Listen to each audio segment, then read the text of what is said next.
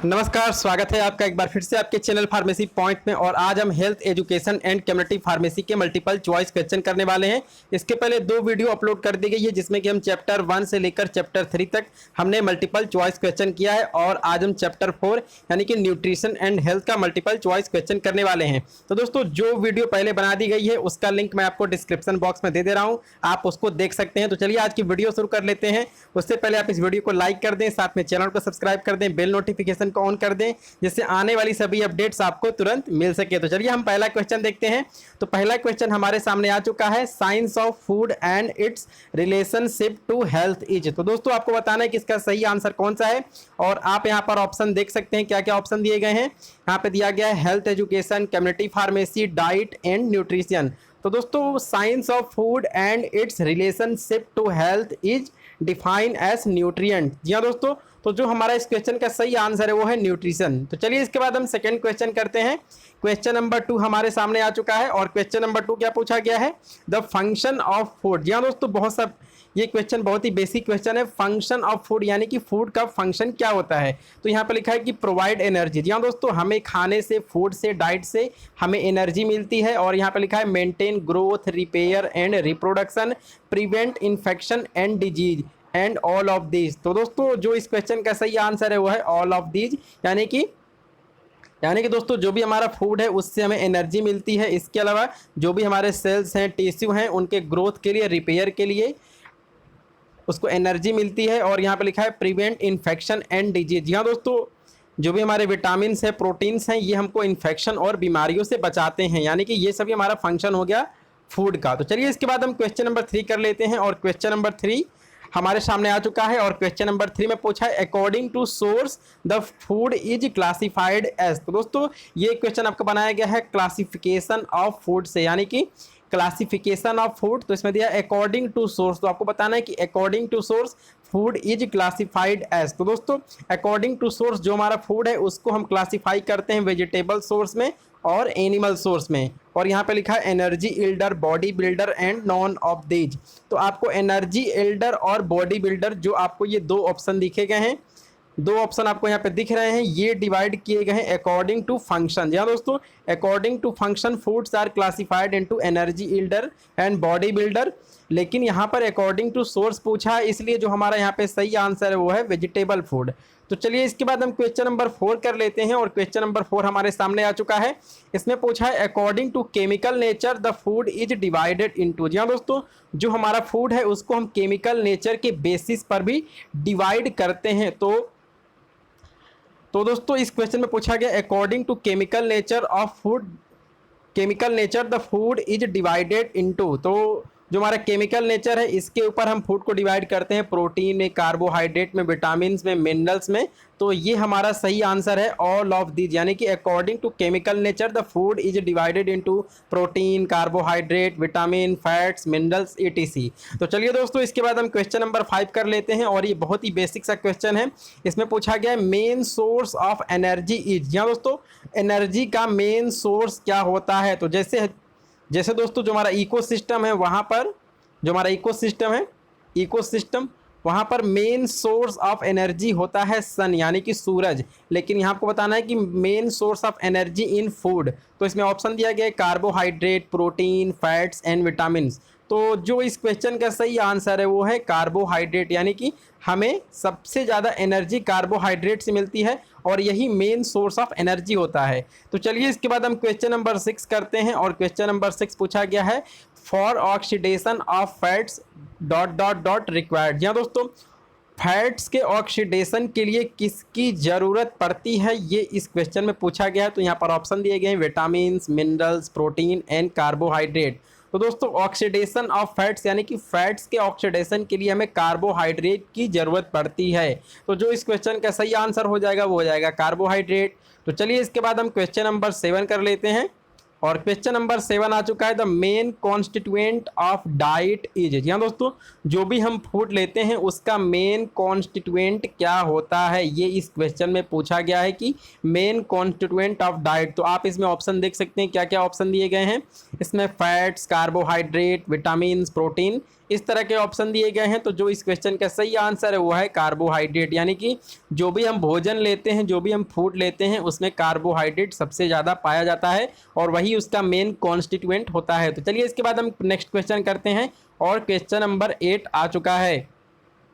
इसमें पूछा है कि मेन सोर्स ऑफ कार्बोहाइड्रेट। या दोस्तों, हमें कार्बोहाइड्रेट कहाँ से मिलता है और कार्बोहाइड्रेट के मेन सोर्सेज क्या हैं। तो यहाँ पे ऑप्शन दिए गए हैं, sugar, starch, cellulose and all of these.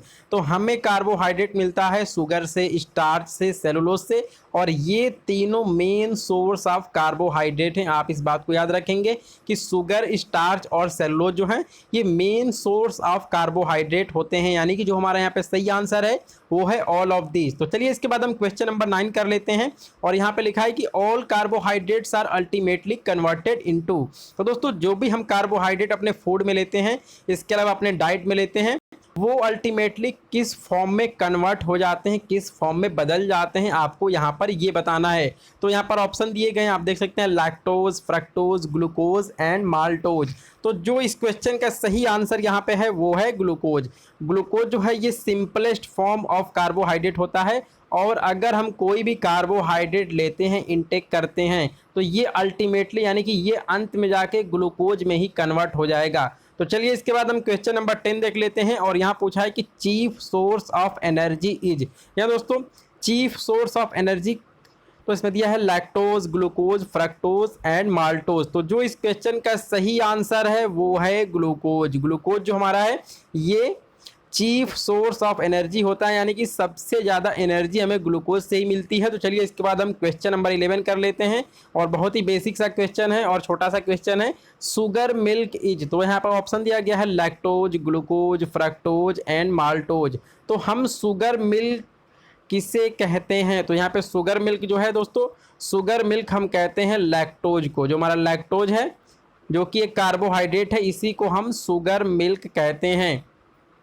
तो जो इस क्वेश्चन का यहाँ पर सही आंसर बनता है वो बनता है लैक्टोज। तो चलिए इसके बाद हम क्वेश्चन नंबर 12 कर लेते हैं और क्वेश्चन नंबर 12 भी आ चुका है दोस्तों, बहुत ही इंपॉर्टेंट क्वेश्चन है ये। तो इसमें पूछा है कि सुक्रोज कंसिस्ट ऑफ। तो दोस्तों, जो हमारा सुक्रोज है ये हमारा डाइसैकेराइड होता है, आप इस बात को याद रखेंगे, सुक्रोज इज ए डाइसैकेराइड। तो इसमें दो मॉलिक्यूल्स होते हैं, तो दो मॉलिक्यूल किसके होते हैं ये इस क्वेश्चन में पूछा गया है। तो यहाँ पर ऑप्शन दिया गया है glucose and fructose, glucose and glucose, glucose and galactose and none of these. तो जो हमारा सुक्रोज है जो कि एक डाइसैकेराइड है, ये दो मॉलिक्यूल्स का बना होता है और जो मॉलिक्यूल्स में होते हैं वो होते हैं ग्लूकोज एंड फ्रक्टोज, यानी कि sucrose consist of glucose and fructose molecule. तो चलिए इसके बाद हम क्वेश्चन नंबर 13 कर लेते हैं और क्वेश्चन नंबर 13 आ चुका है और यहाँ पर पूछा है कि स्टार्च इज। तो आपको बताना है कि स्टार्च क्या है, मोनोसेकेराइड है, डाइसैकेराइड है, पॉलीसेकेराइड है या फिर नॉन ऑफ दीज, यानी कि इसमें से कोई नहीं। तो यहाँ पर ऑप्शन दिया गया है मोनोसेकेराइड, डाइसैकेराइड और पॉलीसेकेराइड, और इसमें से जो ऑप्शन हमारा सही है वो है पॉलीसेकेराइड। तो स्टार्च इज ए पॉलीसेकेराइड। तो चलिए इसके बाद हम क्वेश्चन नंबर 14 कर लेते हैं और क्वेश्चन नंबर 14 भी हमारे सामने आ चुका है। इसमें दिया है इनडाइजेस्टिबल कॉन्स्टिट्यूएंट ऑफ कार्बोहाइड्रेट। तो दोस्तों, यहाँ पर इनडाइजेस्टिबल लिखा है। इनडाइजेस्टिबल का मतलब क्या होता है, इसको हिंदी में कहते हैं जिसको पचाया ना जा सके। जी हाँ दोस्तों, जिसका मेटाबॉलिज्म ना हो सके, जिसको पचाया ना जा सके, यानी कि indigestible constituent of carbohydrate is. तो इसमें ऑप्शन दिया गया है, इसमें ऑप्शन क्या दिया गया है, इसमें ऑप्शन दिया गया है सेलुलोज, फ्रक्टोज, लैक्टोज और गैलेक्टोज। तो जो इस क्वेश्चन का सही आंसर है वो है सेलुलोज, यानी कि दोस्तों जो हमारा सेलुलोज है इसका हम डाइजेशन नहीं कर सकते हैं, हम सेलुलोज का डाइजेशन नहीं कर सकते हैं, इसलिए ये इनडाइजेस्टिबल कॉन्स्टिट्यूएंट ऑफ कार्बोहाइड्रेट होता है। तो चलिए इसके बाद हम क्वेश्चन नंबर 15 कर लेते हैं और क्वेश्चन नंबर 15 पूछा है कि प्रोटीन्स आर हेल्पफुल इन, यानी कि प्रोटीन्स का फंक्शन क्या होता है या फिर प्रोटीन्स किसमें मददगार होते हैं, किसमें हेल्पफुल होते हैं। तो आप यहाँ पर ऑप्शन देख सकते हैं, building repair and maintenance of body, synthesis of antibodies, protein, hormones, ETC maintain osmotic pressure and all of this. तो दोस्तों ये सारे फंक्शन होते हैं प्रोटीन के, यानी कि जो भी हमारी बॉडी है उसका बिल्डिंग करना, रिपेयर करना, मेंटेनेंस करना, इसके अलावा इन्फेक्शन से बचाना, बीमारियों से बचाना, एंटीबॉडीज का फॉर्मेशन करना, ये सभी प्रोटीन्स का फंक्शन होता है। यानी कि जो हमारा यहाँ पे सही आंसर है वो है ऑल ऑफ दीज। तो चलिए इसके बाद हम क्वेश्चन नंबर 16 कर लेते हैं और यहाँ पूछा गया है proteins are made up of.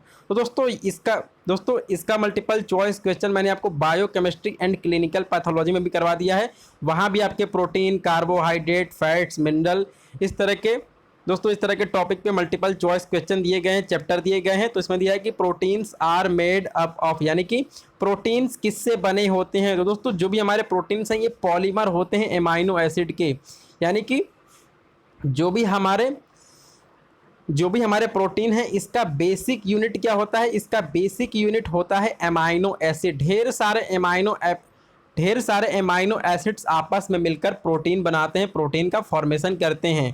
तो दोस्तों जो हमारा प्रोटीन होता है इसके अंदर एमाइनो एसिड जो है ये ग्लाइकोसिडिक बॉन्ड से आपस में जुड़े होते हैं। तो आप इस बात को याद रखेंगे कि जो हमारा ग्लाइकोसिडिक बॉन्ड है ये हमारा प्रोटीन में पाया जाता है और ग्लाइकोसिडिक बॉन्ड के जरिए ही दो एमाइनो एसिड या फिर दो से अधिक एमाइनो एसिड आपस में जुड़े होते हैं। तो जो इस क्वेश्चन का यहाँ पे सही आंसर निकल के आता है वो है एमाइनो एसिड। तो चलिए इसके बाद हम क्वेश्चन नंबर 17 कर लेते हैं और क्वेश्चन नंबर 17 आप यहाँ पर देख सकते हैं और इसको मैंने आपको बायोकेमिस्ट्री एंड क्लिनिकल पैथोलॉजी के मल्टीपल चॉइस क्वेश्चन वीडियो में इसको मैंने करवा दिया है। तो यहाँ पूछा है the amino acid which can not synthesize in body is called. तो दोस्तों कुछ एमाइनो एसिड्स ऐसे होते हैं जो हमारे बॉडी के अंदर बनते नहीं हैं। तो दोस्तों ऐसे एमाइनो एसिड्स को हम एसेंशियल एमाइनो एसिड्स कहते हैं, क्योंकि इनको हमें अपने फूड के जरिए इंटेक करना होता है। हम इनको दोस्तों जो एसेंशियल अमाइनो एसिड हैं इनको हमें अपने डाइट में लेना होता है। अगर इनको हम अपने डाइट में नहीं लेंगे, फूड में नहीं लेंगे, तो इनकी हमारे अंदर डेफिशिएंसी हो जाएगी। तो दोस्तों इसी की वजह से इनको हम एसेंशियल अमाइनो एसिड्स कहते हैं। तो इस क्वेश्चन का सही आंसर क्या हो गया, वो हो गया एसेंशियल अमाइनो एसिड्स, यानी कि the amino acids which can not be synthesize in the body is known as essential amino acid. और दोस्तों जो अमाइनो एसिड हमारे बॉडी के अंदर सिंथेसाइज होते हैं और दोस्तों इन अमाइनो एसिड्स को हमें अपने फूड या फिर डाइट के जरिए लेने की आवश्यकता नहीं पड़ती है, उनको हम नॉन एसेंशियल अमाइनो एसिड कहते हैं। तो आपको पता चल गया होगा कि essential amino acids and non essential amino acids क्या होते हैं। तो चलिए इसके बाद हम क्वेश्चन नंबर 18 करते हैं और यहाँ पूछा है कि all essential amino acids are present in. तो आपको बताना है कि ऑल एसेंशियल अमाइनो एसिड्स किस में प्रेजेंट होता है। तो यहाँ पर ऑप्शन दिया गया है in animals, in vegetable, in pulses and in bean. तो दोस्तों सभी अमाइनो एसिड्स यानी कि ऑल एसेंशियल अमाइनो एसिड्स जो हमारी बॉडी के लिए बिल्कुल ही रिक्वायरमेंट है, वो अमाइनो एसिड प्रेजेंट होते हैं एनिमल में। जी हाँ दोस्तों, जो हमारा एनिमल सोर्स है इसके अंदर सभी एसेंशियल अमाइनो एसिड पाए जाते हैं। तो चलिए इसके बाद हम क्वेश्चन नंबर 19 करते हैं और ये बहुत ही इंपॉर्टेंट क्वेश्चन है दोस्तों। तो इसमें पूछा गया है कि डेली रिक्वायरमेंट ऑफ प्रोटीन इन पर केजी ऑफ वेट इज। जी हाँ दोस्तों, डेली रिक्वायरमेंट ऑफ प्रोटीन इन पर केजी ऑफ वेट कितना होता है। तो इसमें ऑप्शन दिया गया है 1 ग्राम, 3 ग्राम, 4 ग्राम एंड 5 ग्राम। तो जो इस क्वेश्चन का सही आंसर है वो है 1 ग्राम। तो दोस्तों जैसे आपका वेट है 50 किलो, तो आपको डेली रिक्वायरमेंट होगी प्रोटीन की कितनी, 50 ग्राम। तो आपको डेली रिक्वायरमेंट होगी 50 ग्राम प्रोटीन की। तो चलिए इसके बाद हम क्वेश्चन नंबर 20 कर लेते हैं, जो कि इस वीडियो का लास्ट क्वेश्चन है। तो इसमें पूछा गया है कि high biological value protein is. तो आपको बताना है कि इसमें से हाई बायोलॉजिकल वैल्यू प्रोटीन कौन सा होता है। तो यहाँ पर ऑप्शन आप देख सकते हैं क्या दिया है, egg protein, animal protein, pulse protein and vegetable protein. तो जो इस क्वेश्चन का सही आंसर है वो है एग प्रोटीन। जी हाँ दोस्तों, इस क्वेश्चन का सही आंसर है एग प्रोटीन। तो इसी के साथ आज की वीडियो ख़त्म हो गई है और इसके बाद इस चैप्टर के जो भी मल्टीपल चॉइस क्वेश्चन वीडियो हैं वो नेक्स्ट पार्ट में करवाए जाएंगे। तो दोस्तों उम्मीद है आपको ये वीडियो अच्छी लगी होगी और आपको यहाँ से ढेर सारे मल्टीपल चॉइस क्वेश्चन सीखने को मिला होगा। तो दोस्तों जो आपके डिप्लोमा फार्मेसी फर्स्ट ईयर के एग्ज़ाम है वो सितंबर में होने वाले हैं। आपके एग्ज़ाम 15 सितंबर से होने वाले हैं, तो उससे पहले आपका कंप्लीट सिलेबस करवा दिया जाएगा। तो आप अपने फ्रेंड्स और क्लासमेट को दोस्तों इस वीडियो को शेयर करें, जिससे वो भी इस चैनल को सब्सक्राइब कर सकें और यहाँ पे अपनी पढ़ाई कर सकें। तो दोस्तों आपका ये वीडियो देखने के लिए धन्यवाद। जय हिंद।